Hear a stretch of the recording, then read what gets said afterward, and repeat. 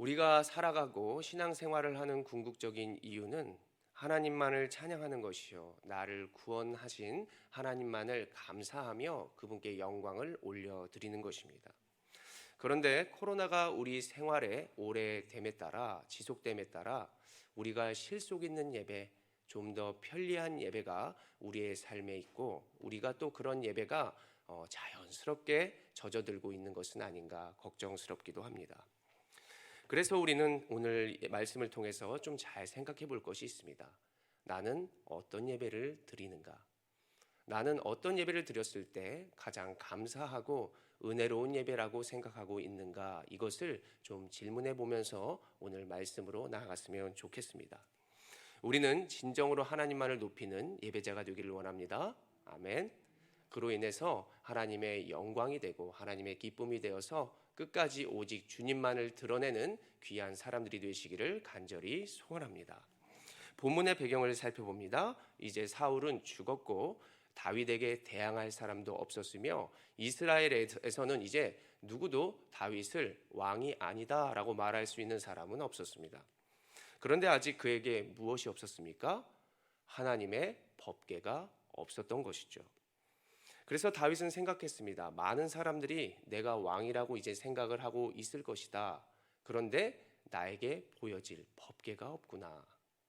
다윗 왕조의 정통성을 드러내는 것도 법궤이며, 많은 사람들이 너가 하나님과 함께하는 왕이다, 하나님과 함께 있다라고 보여줄 그런 가시적인 그런 것들이 없었다는 것이죠. 다윗이 이렇게 보여지는 것만 생각했을까요? 아니요. 마음의 중심, 그래 내 안에 하나님이 계속해서 계셔야 되고 내가 하나님과 교제하면서 하나님 중심된 삶을 내가 살아가고 싶구나, 이러한 생각이 당연히 있었을 것입니다. 그들은 이미 블레셋에게 법궤를 빼앗겼습니다. 빼앗겼다가 그 블레셋에 있었던 그 법궤가 어떠한 능력이 있고 어떠한 일이 있었는지를 잘 알고 있었습니다. 그들은 법궤를 함부로 대함으로 말미암아 그 나라에 여러 가지의 재앙이 있었죠. 그리고 그 법궤는 하나님께 어떠한 다윗에게 어떠한 중심이 돼서 와야 하는데 아직 다윗 곁에는 없었던 상황입니다. 그래서 다윗이 오늘 1절을 우리가 눈으로 살펴보시면 그 법궤를 가지고 오기 위해서 몇 명을 동원하고 있는가? 몇 명이죠? 네, 3만 명이라는 인원을 동원하고 있는 것입니다. 지난날 다윗을 볼 때에 다윗이 이렇게 숫자에 연연했을까요? 물론 우리는 법궤가 정말 소중하니까 많은 인원을 동원했을 것이다 라고 생각을 하겠지만, 다윗은 여러 가지 일들을 하는 가운데 있어서 그렇게 숫자적인 것에 연연했던 왕은 아니었습니다. 소년 다윗이 골리앗과 블레셋 군대들 앞에서 싸우며 외쳤던 말입니다. 너희들은 칼과 단창으로 나아가지만 나는 홀로 만군의 여호와의 이름을 의지하며 나아가노라 라고 하면서 그 큰 골리앗이라는 장수 앞에서 그 수많은 군대들 앞에서도 어린 다윗이 나아갔었던 것이죠.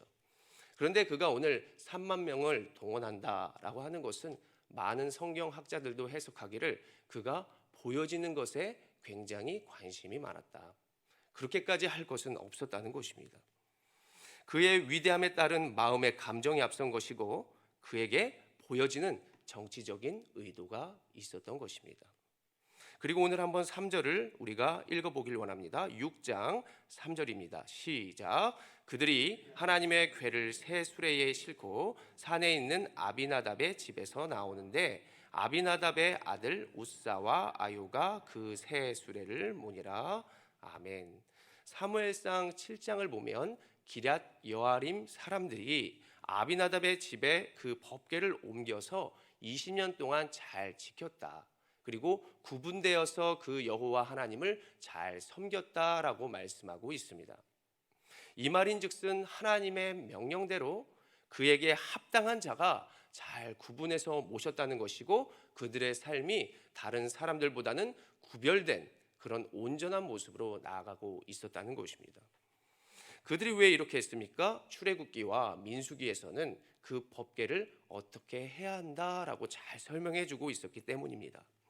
법궤는 고앗 자손이, 즉 구분된 자들이 어깨에 메고 옮겨야 한다고 했고, 그 순종함으로 말미암아 그들은 그 법궤를 소중히 잘 다루고 그 법에 따르는 모습으로 나아갔었습니다. 그런데 오늘 그들을 보십시오. 그들이 그 법궤를 새 수레에 실었고 뭔가 귀하니까 새로 수레를 만들어 그 위에 옮겼다라고 생각을 해볼 수 있지만 새로운 수레에 실었고 아비나답의 아들이었던 우사와 아요가 함께 몰고 가고 있었다라고 설명하고 있습니다. 몰고 간다라고 하는 것은 유도한다, 끌고 가고 있다, 이러한 뜻을 가지고 있는 것이죠. 마치 법궤가 하나님의 말씀이고 하나님이라고 여겼을 때 그들이 그 말씀을 끌고 가고 있다, 그 말씀을 본인들이 앞서서 유도한다, 이러한 의미로 해석해 볼 수 있는 것입니다. 그것을 소중한 것을 알지만 내가 앞서간다, 주님보다 먼저 나아간다라고 얘기하고 있는 것이죠. 5절도 보시면 다윗과 이스라엘 온 족속이 여러 가지 악기로 하나님을 연주하고 있다고 생각해 볼 수 있지만 법궤는 하나님과 함께 높여진 것이 아니라 하나님이 도리어 끌려가고 있는 그러한 처지의 모습을 우리가 잘 보시면 알 수 있는 것입니다. 하나님이 그러한 예배를 계속해서 받으실까요? 오늘 7절을 한번 눈으로 보십시오. 7절 제가 읽어드립니다. 여호와 하나님이 우사가 잘못함으로 말미암아 진노하사 그를 그곳에서 치시니 그가 거기 하나님의 궤 곁에서 죽으니라. 아멘. 베레스 우사, 여호와 하나님께서 치셨다라고 하는 뜻입니다. 하나님에 대한 무지함과 그들의 감정, 그들의 힘, 그들의 생각이 무소부재한 하나님을 붙잡았다, 그것을 끌고 갔다라고 하는 의미가 담겨 있는 것이죠. 하나님의 능력과 위엄이 우리보다 작은 것입니까? 우리는 이 시간 믿으시길 바랍니다. 하나님의 위엄과 능력은 우리보다 크시며 우리보다 앞서가는 줄로 꼭 믿으시기를 바랍니다. 우리가 하나님의 뜻을 제한하거나 오해하거나 하나님의 뜻대로 살아가는 것, 이것이 정말 과연 잘 되고 있는 것인지를 잘 분별하고 생각할 줄 알아야 합니다.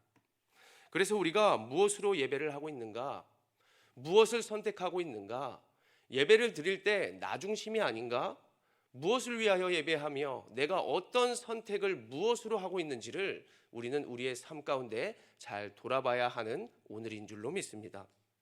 삶의 예배라는 곡이 있습니다. 거기에 가사를 보면 보여지는 예배가 아닌 마음으로 드려지는 노래하고 찬양하기보다는 삶으로 드려지는 예배. 그래서 주님 앞에 내가 진정으로 엎드려 경배합니다.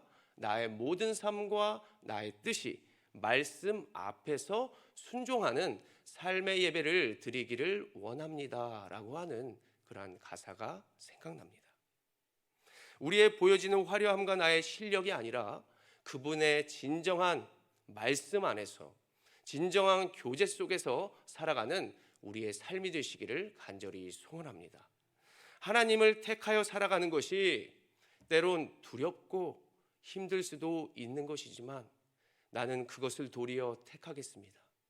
그러한 모습이 오늘 나오고 있습니다. 오벳 에돔, 그 가정이 하나님의 말씀에 순종하여 그 법궤를 자신의 가정으로 가지고 오게 됩니다.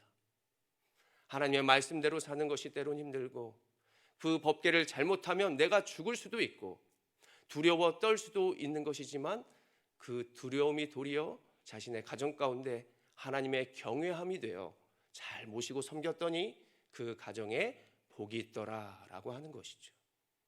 우리도 오벳 에돔의 가정처럼 나와 우리의 가정이 하나님의 말씀을 내 안에 모시고 때로는 좁은 길과 힘든 일이 될 수도 있겠지만 우리 주님의 말씀을 우리 가슴에 품고 온전히 살아가서 나와 우리의 가정이 지금보다 더 큰 하나님의 축복과 은혜로 살아가시기를 간절히 소원합니다.